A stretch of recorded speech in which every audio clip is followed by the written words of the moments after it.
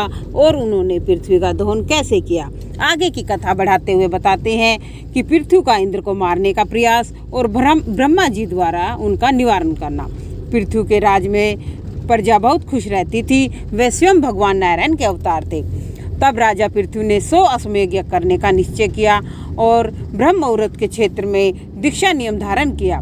तब तो इंद्र ने सोचा, अगर पृथ्वी महाराज के 100 यज्ञ पूर्ण हो गए तो मेरा इंद्रासन छीन जाएगा, और यह सोचकर दुखी और भयभीत हो गया और यज्ञ में विघ्न डालने का उपाय सोचने लगा। जब राजा पृथ्वी के 99 अश्वमेध यज्ञ पूरे हो गए और 100वें अश्वमेध यज्ञ के पृथ्वी जी महाराज यज्ञपति भगवान का पूजन करने लगे, तब इंद्र ऐदर्श रूप में यज्ञ के घोड़े को चुरा ले गया। तब इंद्र घोड़े को चुरा ले जा रहा था, तब मार्ग में अत्रि मुनि ने देखा और तब अत्रि मुनि ने पृथ्वी को जाकर ये सब बातें बताई। तब पृथ्वी की आज्ञा से उनका बेटा विश्वासव क्रोध करके इंद्र को मारने दौड़ा और बोला कि कहाँ जा रहे हो घोड़ा चुरा कर। परंतु जब इंद्र ने घोड़ा चुराया तब उसने योगी का भेष बना रखा था और इसलिए विश्वासव ने बाण नहीं चलाया और योगी समझकर उनको छोड़ दिया।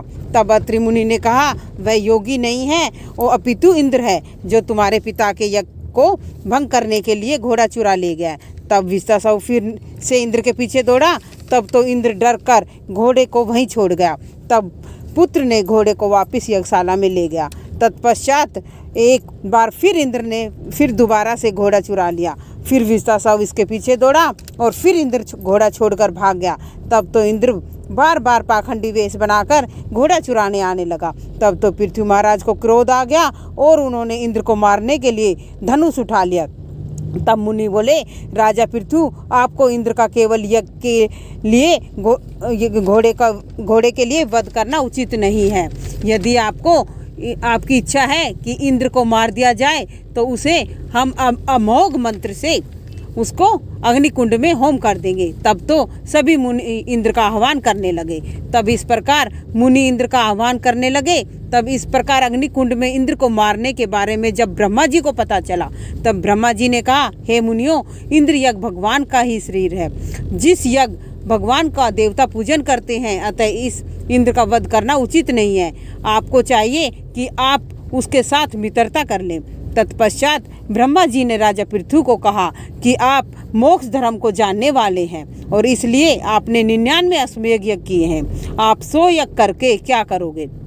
इंद्र भी आपका ही स्वरूप है, क्योंकि इसको मारकर आपके मन में शांति नहीं होगी और बिना शांति के स्थिरता में कोई कार्य सिद्ध नहीं होता।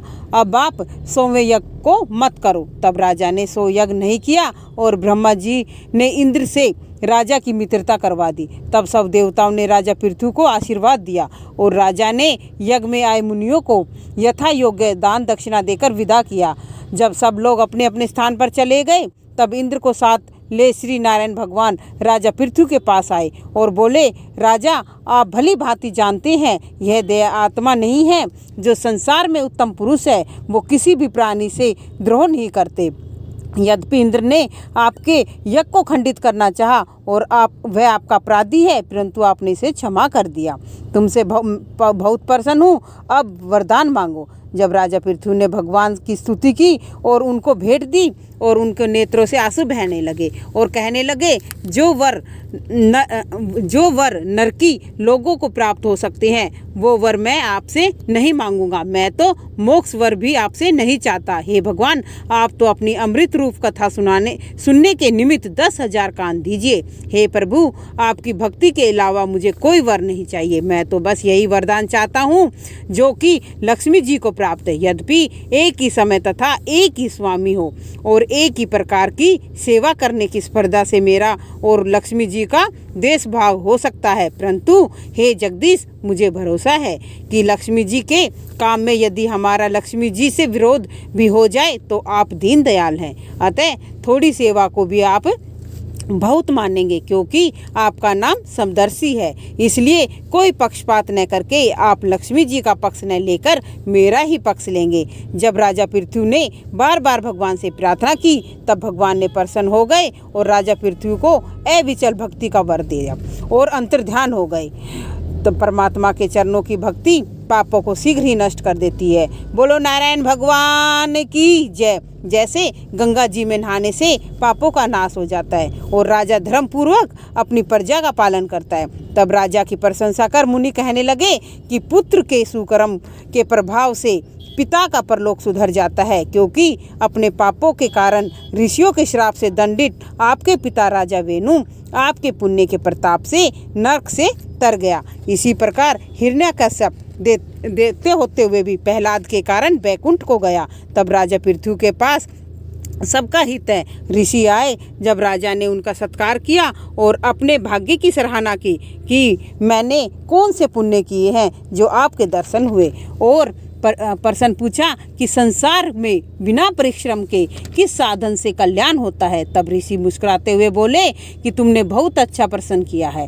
कहा कि आपकी जो हरि चरणों में प्रेम है वही दुर्लभ है और यह अंतःकरण के विषय वासना रूपी मल को दूर कर देती है। श्रद्धापूर्वक भगवत कर्म का आचरण करना, भगवान की आराधना करना, कथा सुनना और भगवान के चरणों में भक्ति दृढ़ हो जाती है और मनुष्य अवश्य ही संसार रूप सागर से पार हो जाता है। अगर आशीर्वाद देकर ऋषि चले गए। तब अपनी वृद्ध अवस्था जानकर राजा पृथु ने अपने पुत्रों का राज्य देकर स्वयं वन में तप करने चले गए और तप करते हुए भगवान का भजन किया। तब राजा पृथु ने शुद्ध हृदय होकर मन को आत्मा से लगाकर दृढ़ ब्रह्मरूप स्वरूप होकर अपने शरीर को छोड़ दिया और केवल्य मोक्ष को प्राप्त हुए। बोलो राजा पृथु की जय। राजा पृथु का चरित्र सुनने व सुनाने से धन, यश, आयु की वृद्धि होती है, स्वर्ग का वास मिलता है। इस चरित्र को जो मनुष्य सुनते हैं वे संसार रूप सागर से पार हो जाते हैं और भगवान को प्राप्त होते हैं। जय जय श्री राधे, जय जय श्री राधे।